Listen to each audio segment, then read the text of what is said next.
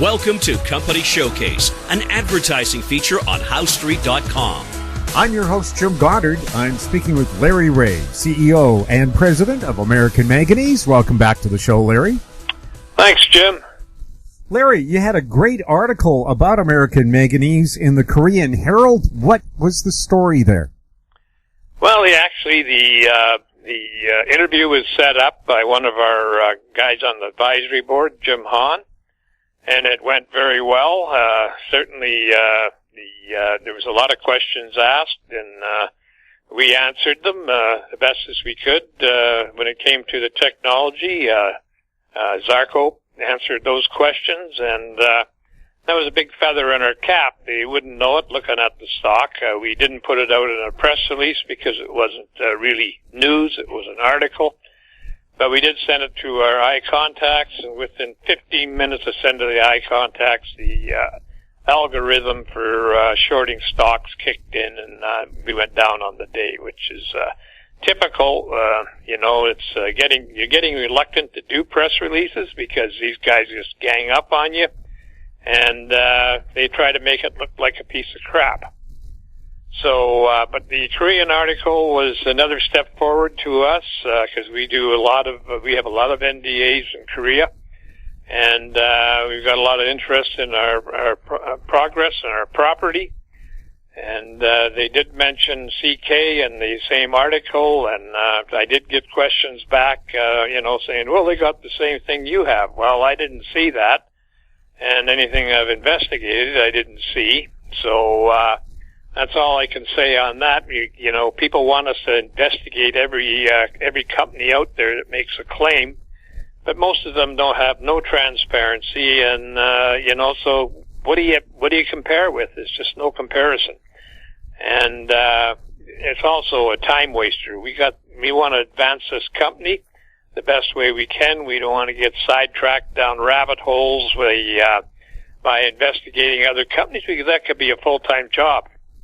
And basically we do a quick scan and take a look, and if we can't see anything, if they don't show their powder, then what are they doing? I mean, why aren't they showing their powder if they're getting all these fantastic results? I mean, you can't reverse engineer powder, so where's the problem lie in that? Of course, you could, buy some powder and take some pictures of it, but as far as I'm concerned, it also brought up the patent protection again, which I've talked about on several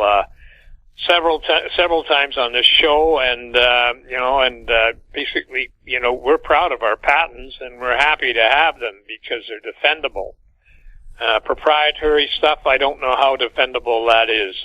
That could, smear across several margins, and it may never ever go anywhere. But the patents are special novelty, are there forever. Not forever, but at least 20 years, and we've got 18 left on ours. So, we got 18 years of patent protection out there, and I've included a link to Wikipedia on patents so that people can go and look at it and wonder why millions of patents have been issued all around the world, why I'm looking at patent applications and patent grants on a special article that I get every week that indicates to me that there's probably 1,000 patents being applied for or being issued, especially in the EV car and the battery manufacturing industry. So, patents are important. And, if you want to protect your investment, which is considerable, then you should be applying for patents if it's patentable. If it's not patentable, well, don't bother. And or if you're infringing on patents, don't think that we won't stringently go after anybody that's infringing on our patent in a lawsuit. So that's as simple as that. I mean, what's the point of having a patent to protect you and not protecting the patent? And so that's just exactly what you have to make. I think these guys that talk about the patents are the guys trying to weaken the share price. stating that the patents are just a bunch of crap and all this stuff. They obviously don't know the business. They don't know anything about patents, and or they could be competitive companies out there that have no patents, that want to level the playing field by, basically knocking down the fact that we do. And that's just to be diligent. They went after those and got those, so that was a big feather in our cap. And, we've had lots of articles throughout the last 3 years from various publications, writers, Bloomberg, Waste Tech magazines, all, just everywhere. We've had, and these were all at no cost to the company. And, so it's a wonderful thing. Now, you talk about predator trading. I've signed up for a TV show in the U.S., and there's one of the principals was looking at the stock, and he said, "You better notify Larry that he's got algorithms in there that are knocking his stock down every day." And he spotted that in about 20 minutes. So anybody that's in the market should be able to spot those algorithms. We've seen them today, and you see them every day. They just come in at certain times and set up a whole bunch of trades within a second or two, go through the exchange, and usually they're sell down trades. So I've never seen an algorithm working us up ever, and so it's a predator tool that's used. And if anybody wants to take a look at that, I mean, Jesus, I don't have to talk about it anymore. Everybody else is talking about it, and other countries are talking about it, and so predators are alive and well in the market. And there's thousands of companies in Canada and the U.S. that get abused by predators, and they must think there's a market crash coming because they're getting more aggressive.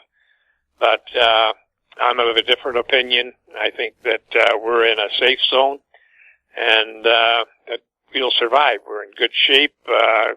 Cash-wise, we're in good shape to get our goals met here, the most recent goals that we've announced, and which is the final design of the plant, which is important. And I know people get impatient because we keep working on that, but what's the point of going out with something that's just not efficient or is not working the way you'd like to see it work? It's got to, we want to make sure we clear all those humps before we go into production.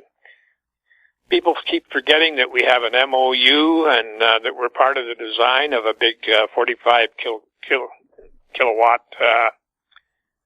gigafactory in Italy, and with Italvolt, and there's a very good chance that's where our first plant will go. That seems to be the way things are going right now. Tesla's talking about having a recycling as part of their gigafactory in China and Germany. So that's the way it's going to go, and because the new rules that come in, it's going to make it tougher on everybody to have a solution that doesn't put anything back into the environment, and that's what ours does. We've got a seamless process that we want to see that runs smoothly. Just because it's seamless, it doesn't mean that you can't do the testing, or you don't want to do the testing. Just that it's seamless, you've got to do the testing, because it's just the small things in that can shut a plant down for weeks. So we don't want to have that happen. We want to get immediately into cash flow with a 60 or 90 day startup, and go from there. And that's kind of the way we see things, and that's the way we develop this. I'm no scientist, but I am a CEO. I have spotted very good opportunities for several of my companies over the past 40 years, and one thing about me is if I spot the opportunity, I move on it rapidly. I'm of the opinion that there's not just me that looks at opportunities and, they're thinking about moving on it too, but I want to get in there and get it done now. So that's my job as a CEO, is to direct the company, recognize opportunities, and and present them to the company and the shareholders, and move the company ahead based on those opportunities. So anyway, it's Friday, and another Friday has come and gone, and I had some questions. Hopefully I've answered some of those. I mean, even off the Korean Herald, I got some kind of questions that surprised me. That I've been talking about certain things for a long time, and they see the mention of another company in there, and all of a sudden they get hysterical and wonder what we're doing. To be very honest with you, this is going to be a multi-billion-dollar business, and there's room for a lot of companies in there. We just want to be one of the companies that leads the way environmentally and looks after the environment. Larry, for people new to American Manganese, what's the company all about? Well, American Manganese is a critical metals company, and we've developed a process for treating low grades of manganese, which the U.S. has, and which they need, and because the manganese is critical, and and it's not part of the EV car business except in the frames and everything else, but it is, you can't even build a metal desk or anything else without steel, and if you don't have manganese, you end up with a piece of iron that shatters, and manganese is critical. And from that, that's a cornerstone of our recycling process. We were very fortunate in that I managed to keep the company intact for about a 5-year period, even though I was getting to the end of my rope because nobody was helping me finance that. And when we finally broke out in the recycling, gave a new life to the company. And everything you want to know, we've had complete transparency. I learned this in mining, that without transparency, black box technologies are just usually that. There's a lot of things that shenanigans can play behind black box. And, I've seen it all in the market before for gold recoveries and everything else. So that's why, again, our patents are important. We're proud enough to present them to the U.S. Patent Office, and now we've got the approval for the patent in South Korea.